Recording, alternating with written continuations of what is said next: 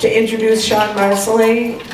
I met Shawn for the first time at a CFB convention several years ago when she came to tell us about her experiences as a Paralympian, and I've always found what Shawn had to say exciting and intriguing, and I have been to her organization Blind Beginnings fundraisers, and I can say that her and the people she worked with, they've demonstrated a commitment to the future of blind children that is exciting and so desperately needed. And so to tell all of us about what's happening with Blind Beginnings, or whatever other remarks she might care to make, I invite Shawn Marsolais.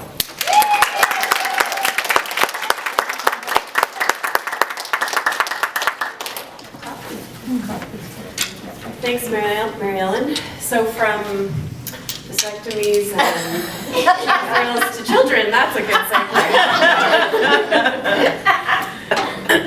Okay, so I sort of asked Elizabeth, what should I talk about? What do you want me to talk about?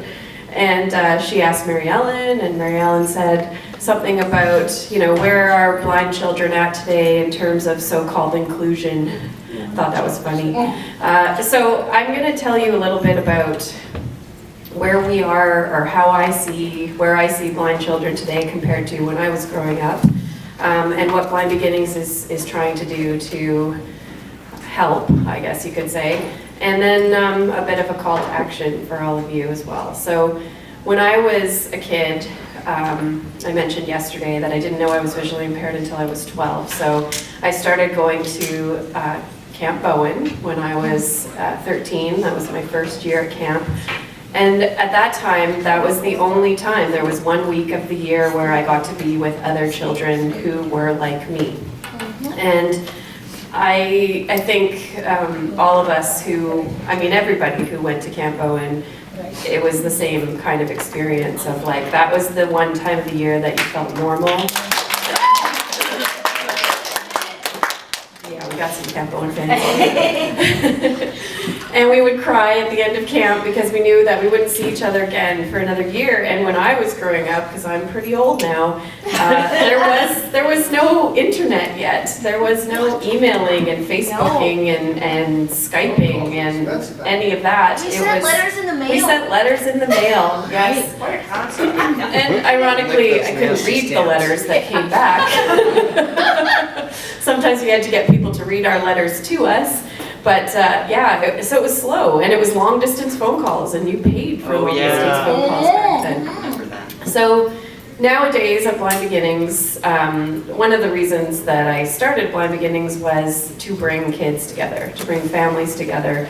Because for me, I think meeting other kids was the thing that really helped me realize that I was still normal, that I could still pursue my goals, that I could even have goals, I guess.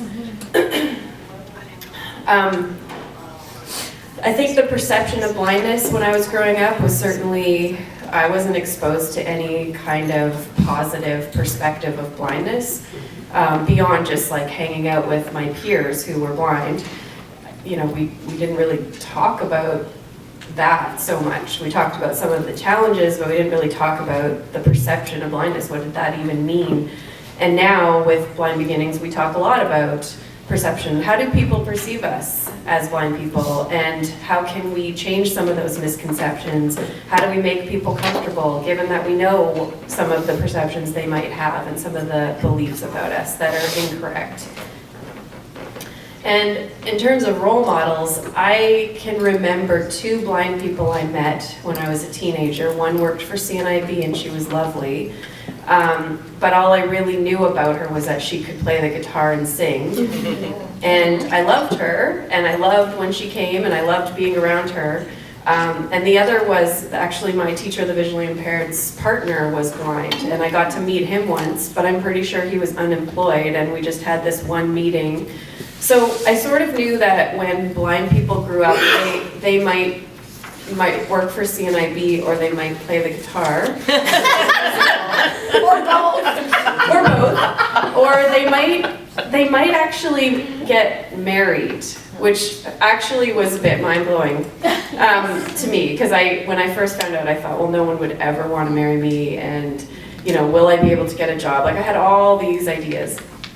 So, and then after graduating from high school, I went to VCC for one semester, and I met Betty Noble there. I'm sure many of you know Betty.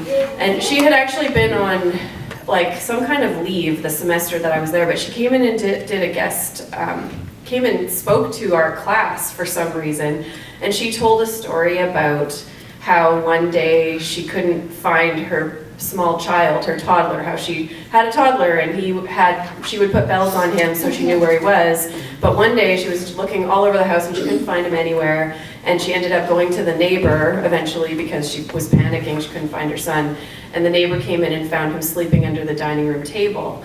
And that story kind of showed me like, oh, blind people have kids? Like, that's a thing? So those were my role models, and there were so few of them.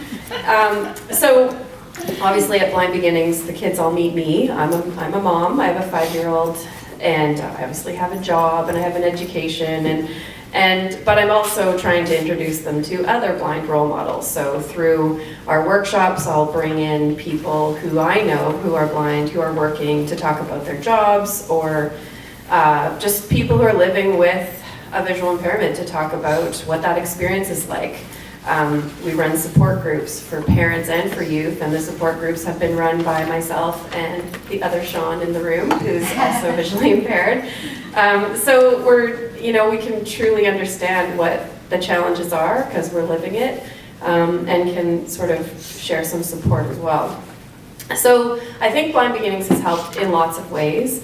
Normalizing blindness, providing role models, the perception, the positive outlook and attitude. Also, I think that kids are being pushed, by me at least, to go for whatever it is they want in life. The whole mission of Blind Beginnings is for kids to reach their full potential, whatever that looks like. And I'm determined to, make sure that they do that. When I was growing up, I didn't think that anyone expected me to amount to anything. And luckily for me, that motivated me to prove everybody wrong, because I've definitely got some stubbornness in me. But I think for some people, if no one ever expects you to amount to anything, then you just don't. So I guess, and then we have parent support and youth support groups. So one of the things that I think was really missing in my life was support for my parents to deal with the grief that they felt about me being blind. And that's real. It's real. So for those of us who are born blind, it's our normal. We don't really know any differently until people teach us that there's something apparently broken. But for parents, they weren't expecting that. And I know from being a parent myself with a hereditary condition that, when I was faced with the reality that he might have it as well, there's emotions that come along with that. And that's real, and you need to deal with that. And so I think if parents in those early years can come to terms with the grief that they're feeling and get to a place of acceptance and realizing that there is still like complete hope for the future and their child is still going to have an amazing life. I really want to create like a database of mentors, blind mentors, people who were born blind, who know how to tie their shoes, who can spend, an hour a day or an hour a week or whatever that is with the child that's blind who can't tie their shoes and whose mom is frustrated and saying, well, can't they just use Velcro and wear slip-ons? No! Because then they're going to be made fun of when they're 20 and they're still wearing Velcro shoes, right? Like, come on, let's raise the bar. Yeah, just a little bit. Yeah. Or I've got kids who want to learn how to cook, and if they could go so basically what the Pacific Training Center is doing, but we need to be doing it all over the province, I think, and I really want to create just this list of capable blind people who I can connect with a family in your area, in your neighborhood, in your community, and you can support those children too, so I don't have to do it alone. Thank you. How do those who want to help out sign up? Send me an email, Shawn, SHAWN, @blindbeginnings.ca, or you can find me through our website, blindbeginnings.ca, and just tell me that you want to be a mentor, you want to be involved, you want to help. That would be awesome.